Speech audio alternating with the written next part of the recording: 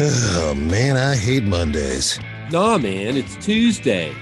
Wait. What day is it? You know what day it is. Tuesday. Brewsday Tuesday. Oh, fuck yeah! Grab a cold one. It's Brewsday Tuesday, brought to you by the Cellar and Six Pack Store. Here is Huck and Big Nate. Welcome into another edition of Brewsday Tuesday, brought to you by the Cellar Restaurant and Six Pack Store. I'm Big Nate. He is Huck. I be Huck, and what's today? Beermail.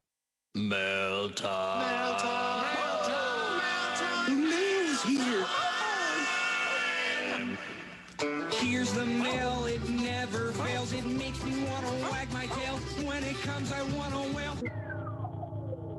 Beermail. Beermail. It's nothing better than Beermail. So, I really just It's a had great to, song. had to take my, Not heard that before. really? Yeah. So, I feel like your kids would be at the age to where Blue's Clues was a thing. Yeah, kind of. Yeah, okay. Wait. That was 20 years ago. My kids. Well, Maybe more than that. They're old. They're over 30. I remember there was a narrow margin for me and my stepbrother. He's about 3 years younger than me, and he really got into Blue's Clues, and I just never did. I remember it. But that song still to this day sticks in my head. So it's great. Thought it was appropriate for great Beermail. song. So Beermail from Dan on tap, out of New York City, Hell's Kitchen. In fact, Daniel Fisher. He's a good friend of mine. Whenever I go to New York City, he will meet me. He will go blocks from his office. Actually, he's got really good. Well, actually, I've been in his office for a while, and I haven't been in New York for a while. But when he was in his office was like 3 blocks from 4 or 5 really good multi-tap bars and breweries. So we would always get together. But he continues to send me good New York beer, and this beer is from Alewife Brewing, out of Sunnyside, New York. See, you kept saying alewife, and I thought that was like there's a common phrase, work wife. So I just thought you had some lady sending you beer. No, now it makes more sense. That's cool. But, one of my favorite multi-tap bars in the world was Alewife Baltimore, and they closed. But there's also, you can still experience this because in Queens, which is in New York, there's an Alewife. They still have an Alewife bar in Queens. I haven't looked. They may have closed from the virus, but they were open still. The guy was had 40 taps. As a matter of fact, one day I was there and it was all Stone beer, and Greg Stone was there. So that's another story. But anyway, the Alewife, and if you came in and ordered a Miller Lite or Bud Light or whatever, he would just look at you, the owner guy, and would say, "You're not my customer." You sure about that? Yeah, he would say that. That tap doesn't work. It's there for profiling purposes. They didn't have him. He would just say, "You're not my customers." Now, I had a couple conversations with him because we got along beer-wise pretty well. And I said to him one day, I said, "Look, why don't you just lead them to, a lighter beer? You have Pilsners. You have those things here. You should just say, this is the closest we have, and maybe not alienate a crowd of 8. Of which 2 of them don't like craft beer." And they started doing that. I think it helped. But anyway, in the end, they didn't make it. So, but it was, the alewife is like a fish for one thing, but it's also like a person that does alchemy. So you got 2 ways. The alewife is like a fish. It is a but fish. Also a person that does a fish. You're speaking in riddles, Huck. Hey, anytime you got something weird, the whole thing. Look at your can. What's on there, right? Yeah. Okay. Well, this one seems pretty straightforward. It's if you're watching on video, you can see it. If you're not watching on video, it's very much a clear homage to Pink Floyd's The Wall, with all the different bricks, and then the font style, and there's this weird flower that frankly looks like it could be involved in alchemy. So I'll grant you that one. Okay, so but as far as packaging goes, this might be the prettiest can I've ever seen. It's the I forgot the Hell's Lager. Hell's Lager. So this one has like a goat monster thing, but also if you look at it, it's kind of like a woman's womb. I'm sorry. Okay. You know? Hold on. Okay. There's a movie. Okay. It's kind of Have you seen Alien? Yeah. That's some very H.R. Geiger artwork. That looks like Alien, the but it's also, xenomorph if you from look at Alien. it, that's a woman too, and that makes the complete sense. If you flip it upside down, there's definitely like some ovaries. Yeah, that's what I'm saying. Don't flip it upside down. There's still beer in that can. I looked it up because I'm old and can't remember it. Alewife is also a female brewer. So this is great. You know, Alewife, female brewer. We missed it. That's the most literal definition. We missed it by a month, right? Because now it's Pride Month, and we don't have any Pride beer, but we do have a woman's beer. So our Alewife. We did pretty good with female brewers last month. Yeah, that's what I'm saying. So there you go. So, but we'll have to work on the Pride thing. So anyway, Alewife. This is a big dark stout coming in at 8 point something.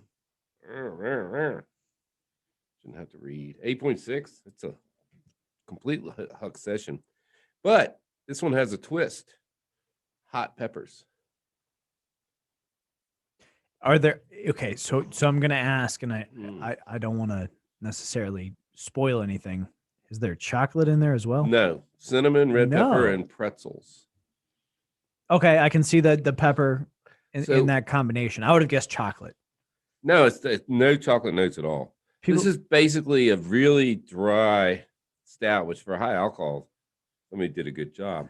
And then the red pepper is right there. I'm not really getting the cinnamon, but my smeller's not working today.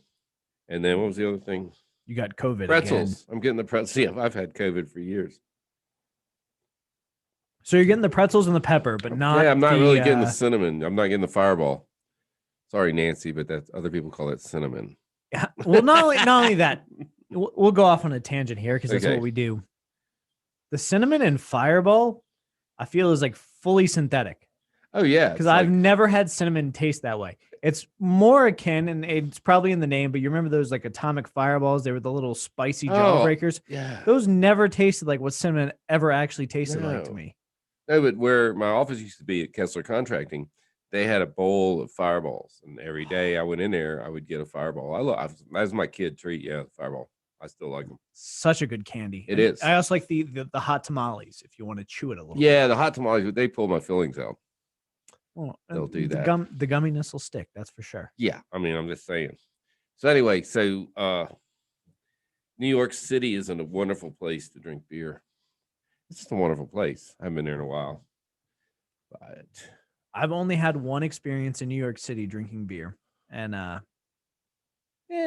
got time. We'll tell that story. We were going to see Megadeth, Motorhead, and I think Lacuna Coil was opening. Part of me wants to say Anthrax was there, but we drank a lot of beer that night. Take any Anthrax. I could be wrong. It was my dad, my uncle, and I. My dad and my uncle, both in their 40s, me in my early 20s at this point. We went to Madison Square Garden, where beer is for small, like $19. For a small, it was $12. Okay, last time I was there, it was $19 for a craft beer. This was my first big experience drinking with my dad and my uncle after turning 21. We're wandering around New York City, the Madison Square Garden area.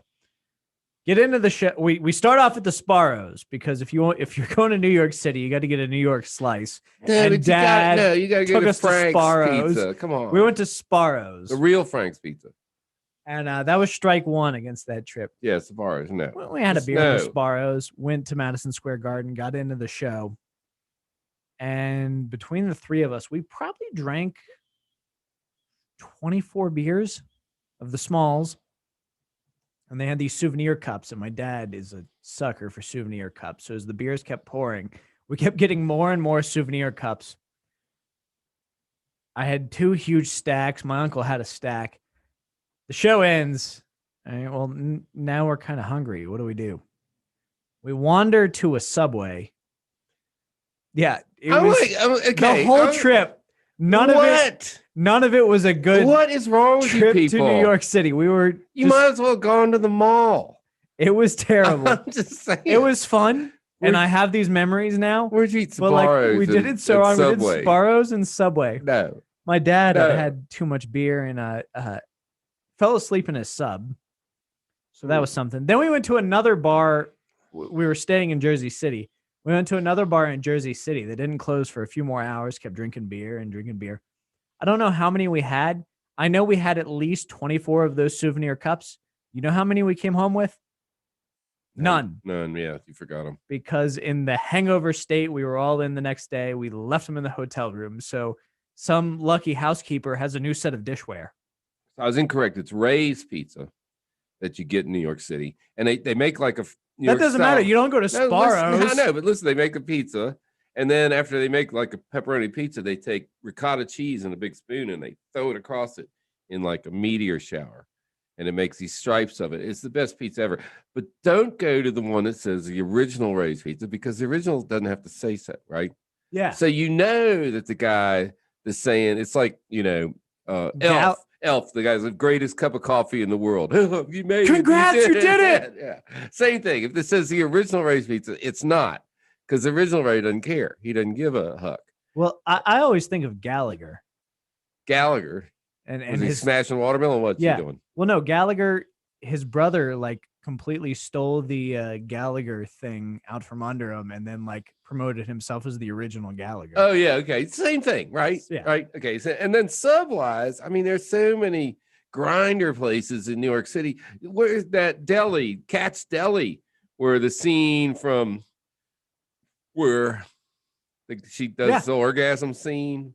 No, I sat at that table. It costs extra $5 to sit at that table. 110%. Like we did the whole trip wrong. And it's not like we were in DC every weekend when I was a kid, because we grew up close enough. So we know that cities have more to offer. But yeah, we ended up at Sparrow's. I can't believe it. And Subway.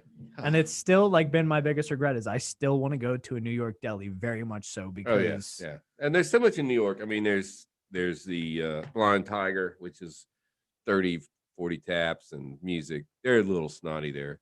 There's a bunch of places. There's a place in the Village, a lot of taps. There's a place in Brooklyn that has only Belgian beers. Of course, the day I was there, they were having a Brooklyn Brewing tap takeover, and I had just left Brooklyn Brewing when I got there. Damn it, I'm sick of this. They're like, and of course, the brewer was there. Me? The Garrett Oliver was there. I know him. I'm saw like, you. And he's like, hey, I'm like, oh man, I was just at your place. Do you mind if I don't drink your beer here? And he's like, you got to try this one. Okay. Try that one. But I was looking for Belgians. At that point, I'd already been to 3 or 4 breweries, and my subway stop had disappeared under a pile of construction debris. So that's interesting when you don't really know your way around. So you focus on Red 7, exit number 4, and then it's closed. And you're like, oh, I need a workaround, but I got no service down here in the hole. I got to go up to the street, get mugged, find out where I'm going next, come back down. But people are so helpful in New York. They're like, hey, can you shut up? Sorry. Very generous with information. Sorry. It was fun. I have a good time in New York. And just it's never been, and I mean it's probably based on my experience there. Is I've not seen the same appeal, because we went to Sparrow's and Subway, and it was no better in New York. Did you go up the Empire State Building at least? You were right there. We were in New York City. 4 blocks away. I'm not even joking. We were in New York City for a total of 7 hours. Okay. But if you're at Madison Square Gardens, you're right at the Empire State Building, and that you can get up there. And so I was up there as Whitney for a security show, and we were wandering around, and we went up the Empire State Building, and it was foggy during the day. So later that night, after going to we went to the Ginger Man Bar, which is a great beer bar. It's like 8 blocks. Anyway, so we went back up. We were like the last people allowed in to the Empire State Building, 12:30 or 1, whatever time it was. That was good. By then, the clouds are cleared. I'd never been up in the night, so that was definitely worth a look if you can do it. I've never been up. Oh, you got to do it. I can tell you, anyone who watches The Office, the Sparrows we went to is the same one that Michael Scott went to when he went to New York City and said, you can't go to New York City without getting a New York slice. And that makes it even worse. Still no. Yeah. Makes it even worse. All right. That's my New York City story. We should probably talk about the beer. All right. So I'm drinking this here. They mostly come at night. ... Mostly. That's like my favorite punctuation. If you look on Huck's Beer Buzz and ellipses, on Facebook, I post something funny at 420 every day, and so I use the ... on almost every post. So this is Imperial Stout. It's got from Alewife, so it's I guess a woman brewer. I don't know, or it's a fish brewer. It could be a fish, but it's fish is the number one definition. So a fish brewer. This is like, I'm conflicted because I really like hot beers, but it's a stout, but it's hot, but it's a stout, but it's hot. It's a hot stout. Okay, 4.75. Probably the best 4.75. Probably the best stout that doesn't have chocolate or something that I've ever had. I think for stouts for you, that may as well be a 5. Might as well, but I'm not doing that because somebody might make a better hot stout. I have to be. Do you think there's a high, like there's a large group like, hey, we got to go after Huck. We're all going to make hot stouts, and whoever gets the highest. That's like my goal in life is to have that be that guy that, we've got to make Huck happy with beer, and then they actually work at it. That's like my whole, I want to cause a change in HR policy at a place I don't work at. Yeah, well, whenever I see those signs, I'm like, what happened here? Some idiot used this blow dryer in the shower before, clearly. All right, 4.75. That's respectable. I've got the Alewife, the Hell's Hell Lager. And, 4.9% ABV. Kind of bumped it up just that one. Just hit the 5. Yeah. That's all Label's beautiful. The beer's super clear. And not a lot of head. It's the style. There never was. Delicious. It's the style. That's actually one. I will go ahead. I'm going to give this a 4.9. Can you do that? On Untapped, probably not, but I make the rules here. So yeah, it's 4.9. We'll have to round it down to a 4.75. That's like one of the not giving them a 5 just because of the ABV. The German style. That's a German style I really like. It's so good. It's crisp. It's refreshing. It's a very good summer beer. I look forward to it cooling this hotness down during the break. All right. Well, with that, we're going to take a break. We'll be back with more Beermail Brewsday Tuesday, brought to you by the Cellar Restaurant 6-Pack Store on 105.3 The Bear.